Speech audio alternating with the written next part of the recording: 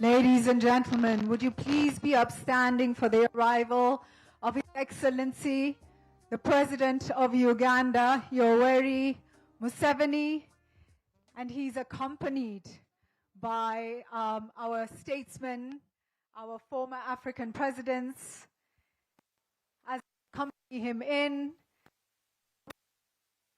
Ladies, are we ready?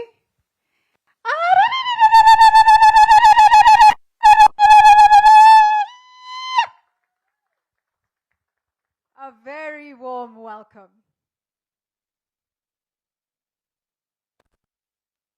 We'll remain upstanding, ladies and gentlemen, and allow them to take their positions and take their seats.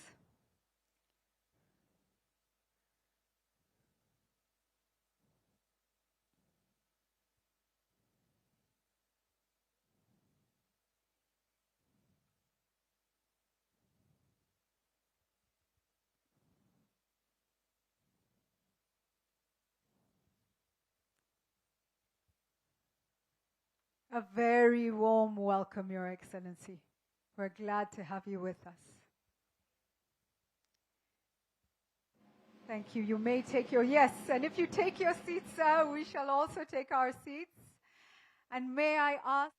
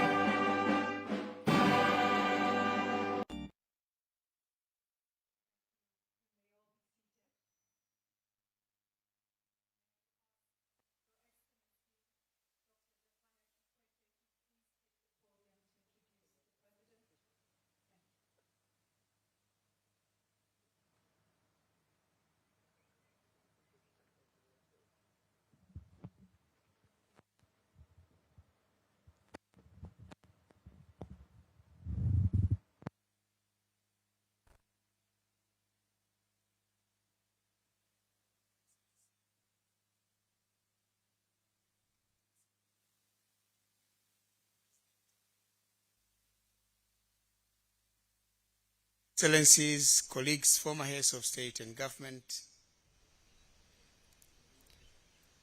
Mr. Claver Gatete, Under Secretary General and Executive Secretary of the United Nations Commission Economic Commission for Africa, Honorable Prime Ministers, Ministers, President, Excellencies, Ambassadors, heads of international organizations, and members of the African diplomatic community, distinguished leaders from the African business community, invited guests, ladies and gentlemen.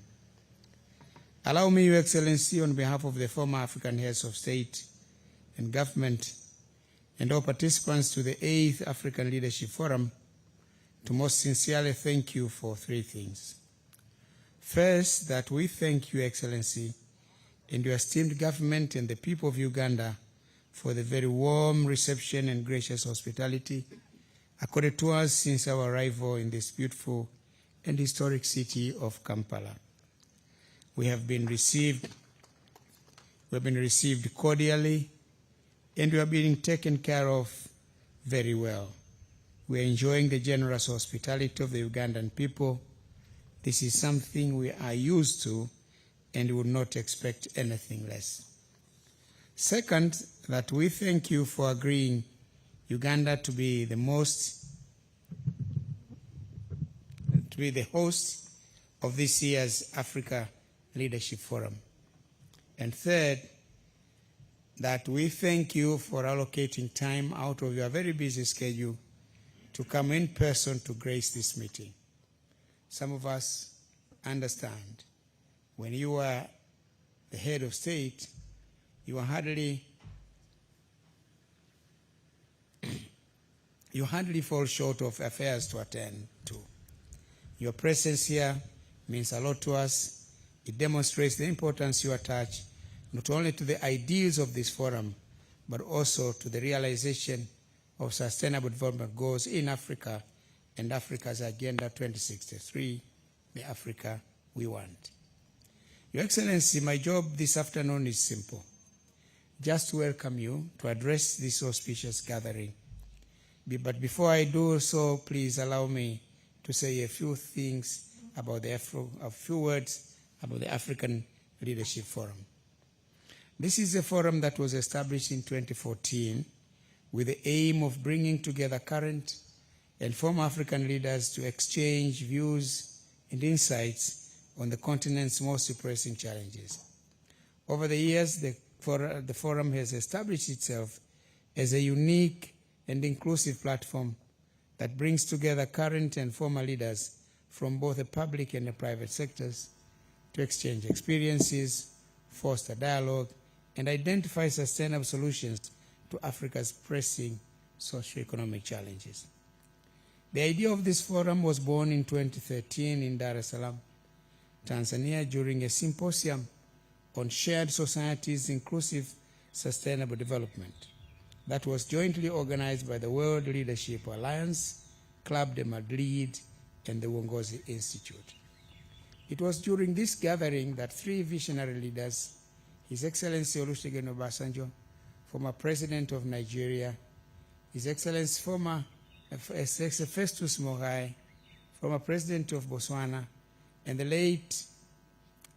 His Excellency Benjamin Mkapa, former President of Tanzania, now late, recognized the need for an African-led forum that interrogates, analyzes, and articulates African perspectives. Thus, the African Leadership Forum was born with President Mkapa serving as his founding patron and the Uongozi Institute as its secretariat. After President Mkapa passed on in 2020, I took over the baton, and since 2022, I have been steering the affairs of this forum as the patron. Since its inception, the African Leadership Forum has played an important role in fostering candid conversation on opportunities, challenges, and solutions for Africa's socio-economic needs and problems. The forum has also been discussing global developments and how they impact the advancement of the African continent. To date, the forum has had 7 meetings and has covered 6 broad thematic areas as follows. The inaugural meeting was held in Dar es Salaam in 2014 and discussed the challenges of Africa's transformation. The second was held in Dar es Salaam again in 2015, and the theme was Moving Towards an Integrated Africa, What Needs to be Done. The third meeting was again held in Dar es Salaam in 2016 and discussed enabling African business to transform the continent. The fourth meeting was held in Johannesburg, South Africa in 2017 and deliberated on peace and security for an integrated, united, and sustainable Africa. The fifth meeting was held in Kigali, Rwanda in 2018 and was themed Financing Africa's Transformation for Sustainable Development. The sixth meeting was again held in Dar es Salaam, Tanzania in 2019 with the theme of promoting good natural resource management for socio-economic transformation in Africa. And the seventh and most recent meeting was held in Accra, Ghana in 2023 with the theme of promoting intra-African trade to unlock Africa's agricultural potential. Your Excellency, today you will have the honor of inaugurating the 8th edition of the African Leadership Forum under the theme Realizing Sustainable Development Goals in Africa, Progress and Way Forward. However, before I proceed, please permit me, Your Excellency, to take this opportunity to acknowledge the presence of our dear brothers, colleagues, and former heads of state and government who have joined us today, starting with Honorable Mohamed Monsef Marzouk, former President of the Republic of Tunisia, His Excellency Ernest Bai Koroma, former President of the Republic of Sierra Leone, and the Right Honorable Haile Mariam Desalegn, the former Prime Minister of the Federal Democratic Republic of Ethiopia. Excellencies, thank you for traveling all the way to join us today. Your Excellency, the Right Honorable former Prime Minister Haile Mariam Desalegn is serving as one of the co-conveners of this year's forum. After participating at the 7th ALF Forum meeting in Accra, Ghana, we kindly requested him and he agreed to take on this role. We have worked very closely with his office and his Haile Mariam and Roman Foundation to make this event a success. In the same vein, also allow me to recognize and thank Dr. Antonio Pedro, Deputy Executive Secretary of the United Nations Economic Commission for Africa, for the pivotal role he personally and his esteemed organization played in making it possible for this meeting to be held here in Kampala. First, we thank him for agreeing to also be one of the co-conveners of the forum. And second, for agreeing the UNECA to work with Ongos Institute in organizing the forum.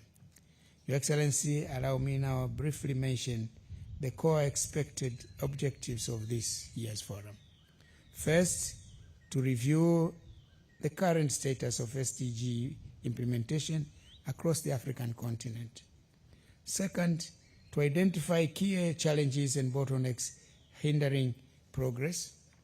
Third, to promote regional cooperation and knowledge sharing among African countries. And fourth, to develop innovative solutions and strategic partnerships for accelerated progress.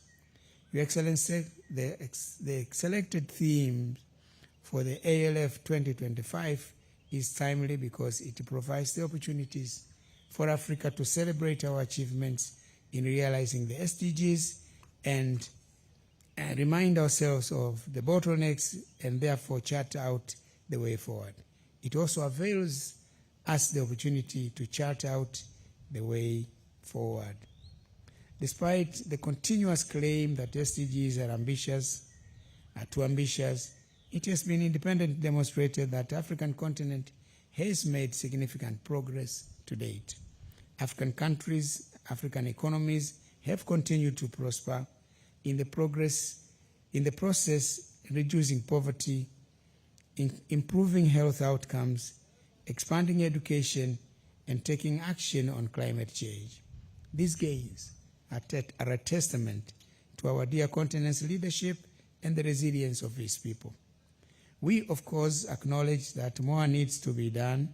Most of our countries still grapple with the challenges of abject poverty, inequality, youth unemployment, effects of climate change and conflict, just to mention a few. This is something we should not take lightly, especially now that we are left with only 5 years to achieving the 2030 goals. Therefore, the importance of urgent and transformative action can never be overstated. Your Excellency, we expect that the African Leadership Forum 2025 will serve as a turning point by calling for bold, practical solutions and renewed commitment to accelerating SDG progress across the continent. We look forward to bold, forward-looking solutions and practical evidence-based recommendations that can be implemented across our countries. But more importantly, we anticipate a renewed sense of urgency and commitment from all stakeholders to accelerate the pace of progress on SDGs. The outcome of this forum must go beyond declarations. It must inspire decisive, coordinated, and sustained action that will drive real transformation on the ground. Your Excellency, earlier this morning during my remarks in the morning session, I assured delegates that the discussions over the next 2 days will be held in a spirit of openness and trust. To facilitate this, all deliberations following the plenary will be conducted under the Chatham House rules. This will enable our participants to engage candidly, share insights freely, and exchange ideas constructively, knowing that their views will be respected and confidentially maintained. It is through such honest and open dialogue that we can arrive at meaningful solutions for the continent's most pressing challenges. With these many words, Your Excellency, it is now my great honor and pleasure to invite you to address this esteemed audience, which eagerly awaits to hear from your custom insights and the words of wisdom as always. Karibu sana Mheshimiwa.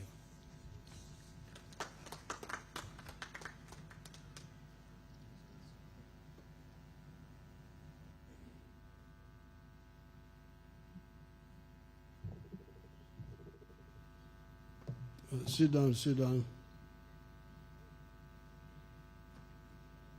Their Excellencies, the former heads of state, I don't know whether you know them. His Excellency Jakaya Kikwete, the one who was speaking, former President of Tanzania. His Excellency Desalegn, the former Prime Minister of Ethiopia.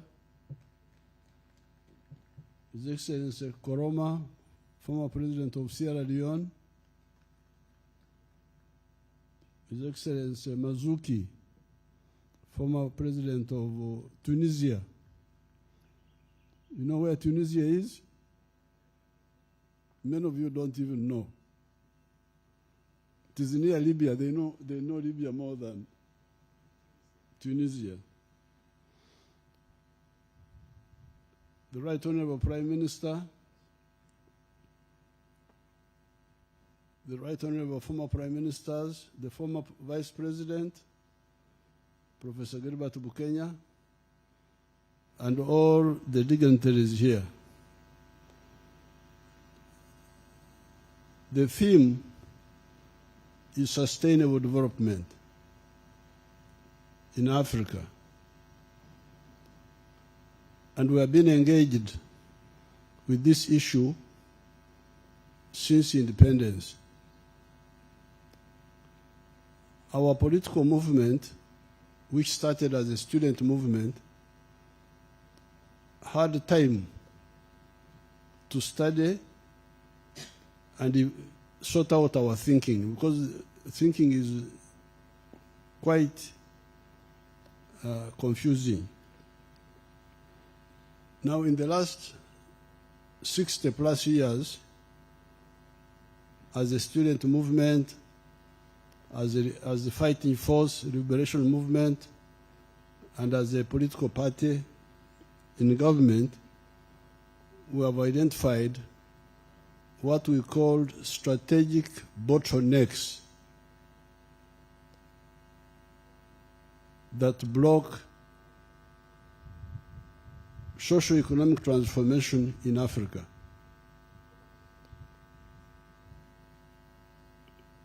At one time, we even had a problem with these terms, sustainable development. Our question was, how can you sustainably remain an infant, remain the same organism? That's why we insisted on introducing in another word, socio-economic transformation. Not only development quantitatively, but qualitative jump. This is what happens in nature. A baby is born, grows quantitatively as a baby, a child, but at some stage, he must undergo transformation. When he or she becomes a teenager, certain changes take place in that person. Goes from childhood to teenage and adulthood. This is what happened in Europe. Europe had to undergo socio-economic metamorphosis. Metamorphosis is a process that is normally in biology among the insects, where the organisms undergo different forms. Take the butterfly. Butterfly starts as an egg, becomes a caterpillar, becomes a pupa, and becomes a mature butterfly. This is what happened in Europe. It's a pity that in the universities, they don't teach the political economy, which we are studying at the University of Dar es Salaam, which helped us so much. The laws that govern the evolution of society. If you look at Europe, in 1400, it was a three-class society. You had the feudalists, you had the farmers, the peasants, you had the artisans. By the time of the French Revolution, European society had metamorphosed into a four-class society. That is, the feudalists were still there, but a new class had emerged which never existed in human history. This was the middle class.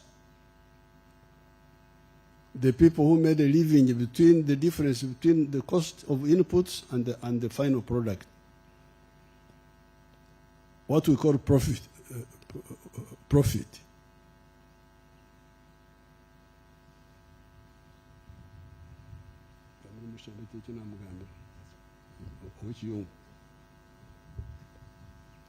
Now this class was called the middle class.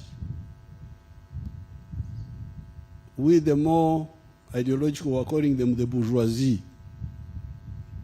This was a new social class. It had never existed in human history. They were making a living on profits,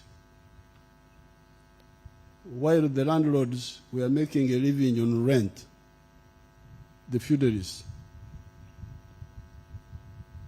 But the middle class came with another class that never existed much in human history. These were the working class, the proletariat. That's what they were calling them. How were they living? They were living on wages, on salaries. They had nothing else to support them except the sale of their labor. And then the peasants were still there. If you go to Europe now, you will no longer find the feudalists, they are no longer there. You will no longer find the peasants, they are no longer there. You now have the middle class and the skilled working class. So here, when we talk of sustainable development, does it include transformation of the society? If you have a peasant producing another peasant, and you go to the villages, you find 3 generations of peasants, grandfather, father, grandchild, they are all there. This is very dangerous. So therefore, I would really appeal to the thinkers to also emphasize this issue of qualitative jump of the society. And in order to assist this qualitative jump, we identified a number of bottlenecks that were blocking it. Bottleneck number 1, in the case of Africa, before independence, we had a problem of no freedom, lack of decision to make, of power to make our own decisions. So that would have been bottleneck number 1 before independence. But after independence, in many countries, when you hear this chaos in many parts of Africa, it is on account of a weak state. A state without the pillars to support it. Without an army, without a political structure of organized politics, because you cannot have an army without a historic mission. All armies have a historic mission. The British Army was called the Imperial Army. Their mission was to conquer backward people and exploit them. That's why the head of the British Army was called CGIS, the Chief of the General Imperial Staff, an army of empire to conquer other people. That was their mission. And they were not hiding it. Now, the American army, you remember how it started. The American settlers rebelled against the British king and poured his tea in the ocean, Boston Tea Party. And their slogan was no taxation without representation.